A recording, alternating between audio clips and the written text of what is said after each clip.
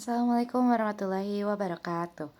Perkenalkan, kami dari kelompok 6 yang akan membahas terkait proses bisnis dan sistem informasi akuntansi. Namun sebelumnya, izinkan kami untuk memperkenalkan diri. Perkenalkan, saya Dinda Harini Kusumardani selaku moderator dan rekan saya Liswanti. Mungkin untuk materi yang akan dijelaskan pertama ini akan dijelaskan terlebih dahulu oleh rekan saya Liswanti. Kepadanya saya persilahkan. Oke, proses bisnis. Proses bisnis adalah sekumpulan aktivitas yang dilakukan oleh perusahaan untuk membeli, memproduksi, dan menjual barang atau jasa. Salah satu cara untuk mempelajari proses bisnis perusahaan adalah dengan memfokuskan pada siklus transaksinya. Siklus transaksi mengelompokkan kejadian-kejadian yang saling berhubungan dan biasanya berurutan. Setiap siklus transaksi melibatkan lebih dari satu kejadian. Misalnya, siklus pembelian terdiri dari kejadian-kejadian.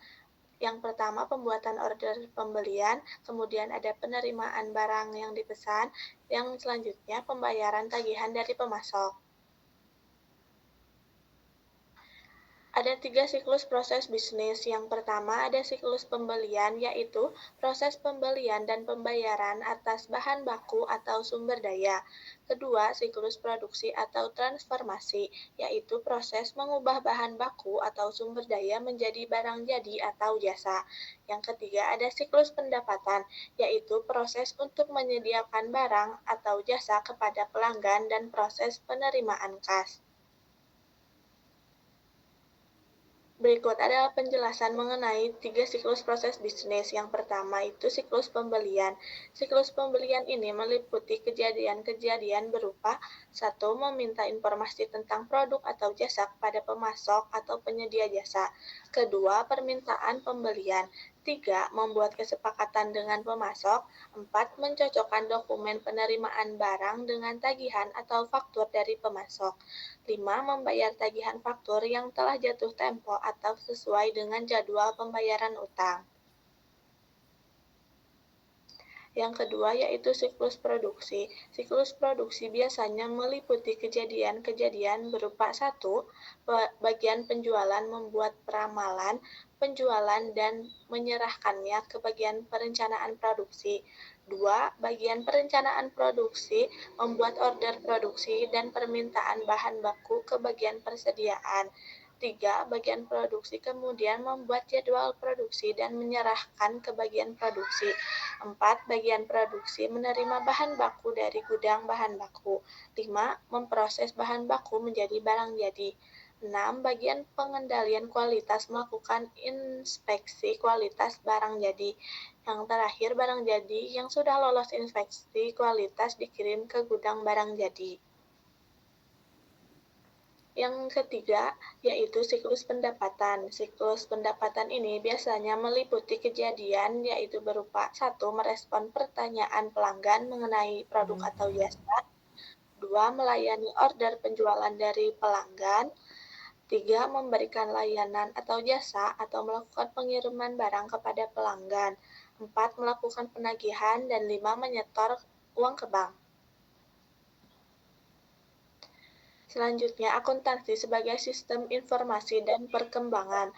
Organisasi menggunakan akuntansi sebagai bahasa komunikasi saat berbisnis, seperti terjadinya pertukaran barang dengan jumlah uang atau yang diistilahkan sebagai jual beli. Selama era agraris, para petani menggunakan sistem akuntansi untuk mendapatkan informasi tentang harga pokok hasil pertanian yang mereka jual. Sistem akuntansi mengalami evolusi. Secara tradisional digunakan sebagai seni oleh para akuntan, yang awalnya era industri menggunakan sistem akuntansi secara manual. Kini sistem akuntansi sudah mulai menggunakan teknologi berupa komputer.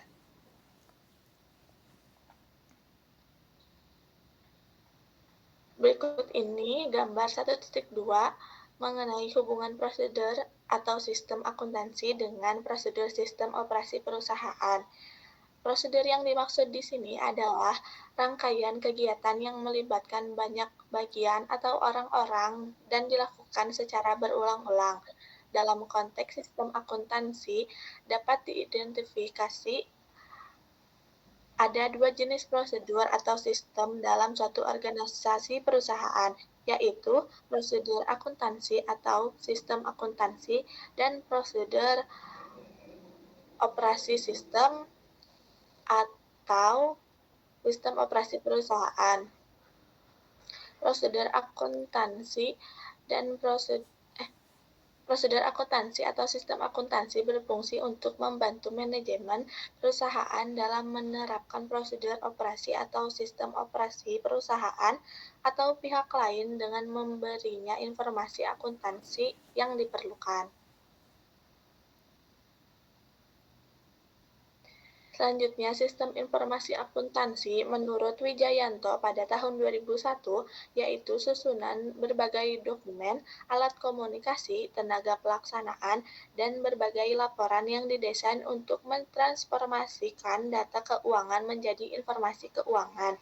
Kemudian ada menurut Romei pada tahun 2005 yaitu sumber daya manusia dan modal dalam organisasi yang bertanggung jawab untuk mempersiapkan informasi keuangan, informasi yang diperoleh dari pengumpulan dan memproses berbagai transaksi perusahaan.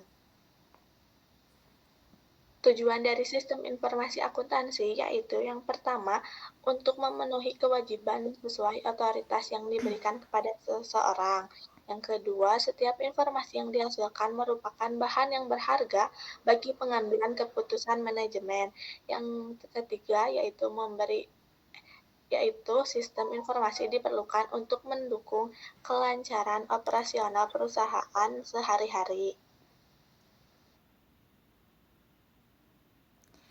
Baik, terima kasih kepada rekan saya Liswanti atas pemaparan materinya. Mungkin untuk pemaparan materi selanjutnya akan disampaikan oleh saya, yaitu komponen SIA. Kegiatan SIA terdiri atas 3 unsur penting. Yang pertama ada pelaku. Pelaku di sini bertindak sebagai operator sistem atau orang yang mengendalikan dan melaksanakan berbagai fungsi. Yang kedua ada prosedur, baik manual maupun terotomatis, dalam kegiatan pengumpulan, memproses, menyimpan data tentang aktivitas bisnis dalam suatu perusahaan. Yang ketiga ada perangkat lunak yang digunakan untuk mengelola data perusahaan. Selanjutnya di sini ada subsistem SIA. Dalam gambar terdapat beberapa kata ya dan dibagi menjadi dua. Yang pertama ada subsistem operasi serta tahapan pelaporan.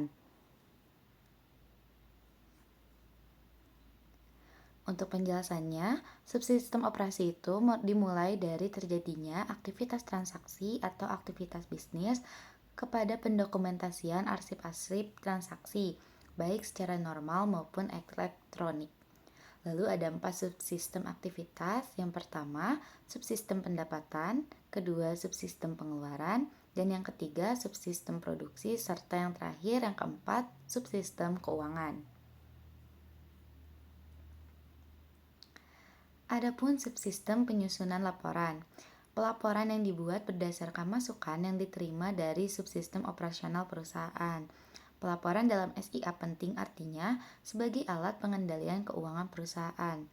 Subsistem pelaporan merupakan kompilasi dari hasil kerja yang dihasilkan oleh sistem buku besar beserta buku pembantunya, serta penyesuaian yang diperlukan dan diringkasan hasil aktivitas operasional perusahaan. Adapun lingkup dan manfaat penggunaan SIA, yang pertama, mendukung kegiatan rutin, menangani kegiatan operasi rutin seperti order pelanggan, mengirimkan barang dan jasa, melakukan penagihan, dan menerima pembayaran dari konsumen. Lalu yang kedua ada mendukung keputusan, mengetahui produk mana yang paling laku, manajemen dapat memutuskan produk mana yang selalu tersedia dalam stok, serta memutuskan cara memasarkannya. Lalu yang ketiga, ada perencanaan dan pengendalian, menggunakan informasi yang berkaitan dengan anggaran dan biaya standar. Maka manajemen dapat membandingkan anggaran dengan biaya yang sesungguhnya. Lalu yang terakhir, yang keempat, menerapkan pengendalian internal, meliputi kebijakan, prosedur, dan sistem informasi yang digunakan untuk melindungi aset perusahaan dari kerugian maupun penggelapan. yang berguna untuk menjaga akurasi data keuangan. Lalu berikutnya ada peranan akuntansi dalam SIA. Ada 4. Yang pertama adalah user menggunakan data SIA untuk melakukan penagihan atau menyusun laporan keuangan, baik itu menggunakan aplikasi, software akuntansi, pemrosesan transaksi rutin menjadi otomatis, dan dapat menggunakan waktu yang tersisa untuk pengambilan keputusan strategi perusahaan. Lalu yang kedua ada manajer, mengelola aliran kas perusahaan berdasarkan laporan arus kas. Lalu yang ketiga ada konsultan, memberikan jasa konsultasi, akuntansi, dan pajak. Lalu yang terakhir, yang keempat ada evaluator. Evaluator di sini merupakan audit yang akan melakukan auditing ke laporan keuangan untuk melakukan evaluasi terkait keuangan. Lalu di sini ada hubungan SIA dengan organisasi perusahaan dan lingkungan. Dalam gambar terlihat bahwasannya ada yang dikelompokkan dalam kotak. Yang pertama ini organisasi perusahaan, dan di kotak yang sebelah kiri yang berbentuk huruf E ini adalah lingkungannya. Di mana lingkungan ini merupakan eksternal dari suatu perusahaan. Jadi perusahaannya internal dan lingkungannya eksternal. Di dalamnya ini terdapat ada lingkungan, pegawai, lalu ada level ramil, terus ada pemegang saham, pemberi pinjaman, instansi pemerintah, dan langganan. Kalau dalam organisasi perusahaan, terdapat manajemen, sistem informasi akuntansi, yang dimana dari lingkungan luar ini saling berhubungan dengan organisasi perusahaan, yang manajemen atau sistem informasi akuntansinya ini mendapatkan data-data yang dapat diolah itu berasal dari luar dari lingkungan yang nantinya akan dikelola oleh sistem informasi akuntansi yang diberikan kepada manajemen, dan manajemen akan menyampaikan informasi kepada lingkungan eksternal yaitu berupa pemegang saham dan instansi pemerintah. Selanjutnya ada peranan SIA atau SIA dan rantai nilai. Ada aktivitas pendukung yaitu terdapat 4. Yang pertama, infrastruktur perusahaan. Yang kedua, pengembangan sumber daya manusia atau SDM. Yang ketiga, manajemen teknologi, dan yang keempat, pembelian. Lalu ada pula aktivitas utama dalam peran SIA dan rantai nilai. Yang pertama ini ada logistik ke dalam, operasi, logistik keluar, pemasaran dan penjualan, serta yang terakhir ada pelayanan.